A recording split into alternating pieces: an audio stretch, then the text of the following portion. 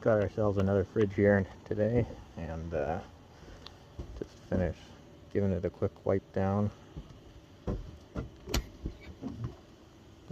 1954 International Harvester.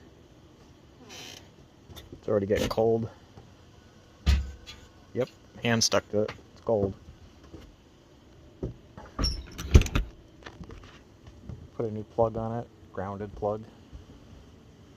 So it's a little safer. Pretty damn good shape. There you go.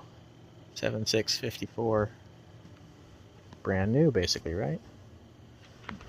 Gave it a bit of a wipe. This one's pretty funny. Tightwad. No idea what that means, but I think it's funny. This one's got quite a few more dings, but still very good shape for the year. Definitely an excellent candidate for restoration, or just use it as a